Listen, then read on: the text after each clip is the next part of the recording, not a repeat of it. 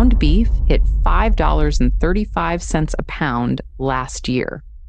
That was the highest annual average ever recorded in this country, and it has not come back down. Up here in these hollers, we have always been the first ones to feel it when the grocery store gets out of reach. We stretched every dollar before stretching every dollar. Was something people talked about on the news. We made do, we traded, we put up what we could. And when the store was too far or too dear, we walked out to the ridge and we fed our families from what grew there. That is not a romantic notion. That is what happened. And the knowledge that made it possible, the knowing of which plants to pick and when, and what to do with them, that knowledge is nearly gone now. I reckon that grieves me more than the price of beef, because the ridge has not changed. The plants are still out there. Every hollow in Appalachia is still full of free protein, and most people drive right past it without a second glance.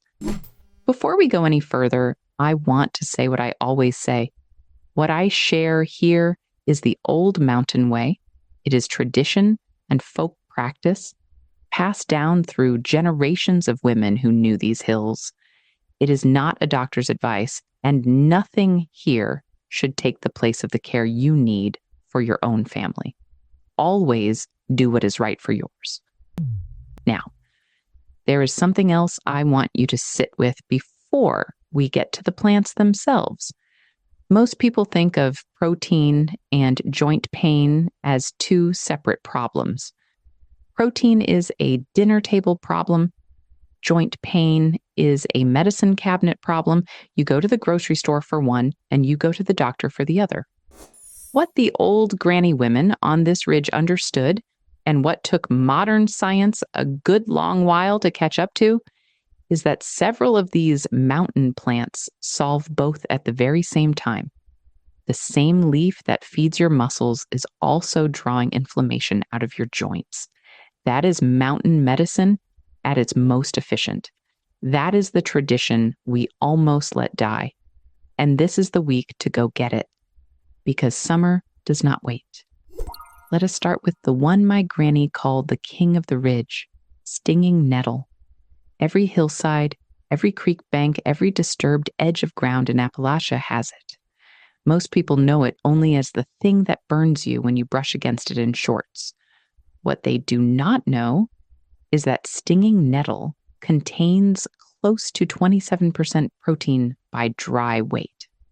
That is a remarkable number for a plant. And the sting, the very thing that makes people curse it and leave it alone, that same chemistry is part of what makes it a healer. For generations, Appalachian women used fresh nettle leaves applied directly to swollen joints. They called it urtication, though they didn't always use that word. What they knew was that it worked. Research has since confirmed that nettle compounds work on the same inflammatory pathway that prescription anti-inflammatories target.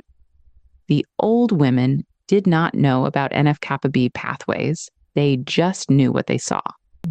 To eat nettle, you blanch it 30 seconds in boiling water or a quick steam, and the sting is completely gone.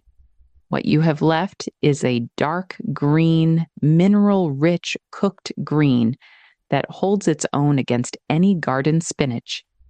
Pick the young tops, the top 4 to 6 leaves, before the plant flowers, and wear gloves when you handle it raw. My granny said, "Respect the nettle and it will feed you all summer." Just a few steps off any Appalachian garden path, you will find lamb's quarters. It grows in every disturbed patch of ground, along fences, in the spaces between garden rows, at the edge of the cornfield. My granny called it wild spinach, and she was not wrong. It tastes exactly like spinach, mild and clean, and it cooks down the same way. Lamb's quarters carries a strong amino acid profile. It contains a broad range of the building blocks your body needs and cannot make on its own. Beyond the protein, its flavonoids work to quiet the inflammatory compounds linked to the joint pain and rheumatism that plagued working people on this ridge. You can put it raw in a salad when the leaves are young, or cook it down into eggs, soups, casseroles. It costs nothing. It grows without any help from you whatsoever. And it is one of the most overlooked foods growing in plain sight. Now, I want to tell you about the one that surprises people most. Purslane. It grows in cracks in the pavement. It grows along the garden path. It comes up at the edge of every corn row, and most people pull it out and throw it away without a second thought. What they are throwing away is one of the finest sources of omega-3 fatty acids that grows on dry land. A study published in the Journal of the American College of Nutrition found that purslane contains 5 to 7 times more alpha-linolenic acid, that is the plant form of omega-3, than spinach does, with 300 to 400 milligrams per 100 grams of fresh leaf. Omega-3 fatty acids are what the body uses to quiet joint inflammation. They reduce morning stiffness. They keep the joints moving. The people up on this ridge were getting those joint healing fats from a weed growing in their own garden path long before anyone put omega-3 into a capsule and sold it for $12 a bottle. Purslane is mild, slightly succulent, a little tangy. It is good raw, good cooked, good pickled. Do not throw it out again. Walk out to any meadow or roadside in Appalachia this week. The red and white clover is still blooming. Most people know clover as something the bees work. What they have forgotten is that the flower heads are edible, rich in plant protein, and contain all the essential amino acids the body requires. Clover has been used in Appalachian folk tradition for generations as a blood tonic, as a joint tea, as a remedy for the slow creeping ache that comes with age and hard work. The isoflavones in clover have documented anti-inflammatory properties. The old way was simple. Pick the young flowers when they are fully open, dry them on a screen in the shade, and brew them as a tea. A handful of dried clover blossoms steeped in hot water is something the women here made and drank without ever calling it anything fancy. They just knew it helped. You can also eat the fresh flowers raw in a salad or fold them into a summer soup. Pick what is free. That was always the first rule up here. Chickweed is the quiet one. It does not sting. It does not tower over you. It does not announce itself. It comes up in early spring before almost anything else dares to show its face, and in shady spots and wetter corners, it lingers well into fall.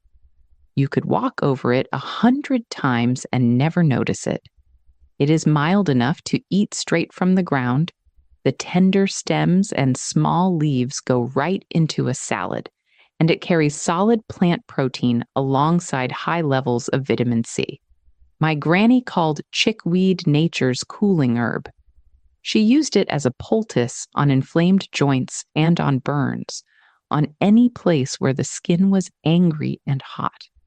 The anti-inflammatory reputation chickweed holds in Appalachian folk medicine is real and old. It is not dramatic. It is just steady and reliable, which is what you want in a plant and in a neighbor.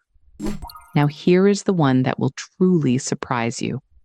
On this ridge, everybody calls it pigweed. The proper name is wild amaranth, and researchers who have studied wild foods rank it among the most nutritionally dense plants you can find growing in the American landscape. When it comes to the seeds, the USDA's own figures show amaranth grain at nearly 14 grams of protein per 100 grams, higher than wheat, higher than most common grains people buy at the store. But what makes amaranth genuinely remarkable is not just the protein content, it is which proteins. Amaranth contains lysine, the essential amino acid that is usually absent or low in plant-based foods. And lysine is not just a protein building block in the general sense, it is specifically and critically what the body uses to build and repair cartilage and connective tissue in the joints. Every person on this ridge who was mowing pigweed down and cursing it was mowing down free joint medicine and free protein. My granny knew better. She let it grow at the edge of the garden, and she harvested the seeds in late summer. You can parch them in a dry pan and eat them by the handful, or grind them into flour, or add them to soups and grain dishes. Do not mow it this year. Let it go to seed first. Let us walk up to the tree line. The ridge forest of Appalachia holds 3 nuts that have fed mountain families since people have lived in these hills: black walnuts, hickory nuts, and acorns. Not one of them costs $1. Black walnuts are among the most protein-dense nuts available to anyone living in the Eastern Mountains. They carry omega-3 fatty acids, selenium, and magnesium alongside that protein, which makes them a complete food in a way that almost nothing from a store can match. Hickory nuts are rich and sweet, and the trees that drop them are all around us, unharvested every single fall. Acorns take the most work. You have to leach the tannins out of them by soaking the cracked meat in cold water and changing that water repeatedly over a day or two. But what you end up with is a mild, protein-rich flour that fed entire mountain communities through hard winters when there was nothing else. These trees are old, and they are free, and they are everywhere on the ridge. Not one person in 100 is using them. Now come down to the hollow where the deadwood is. From July through October, every Appalachian hollow with hardwood trees grows 3 mushrooms you want to know. Chicken of the woods is the one that looks like bright orange and yellow shelf brackets growing out of a dead or dying oak. The name is not just a name, it genuinely tastes like chicken when you saute it in a cast iron pan with butter and wild garlic.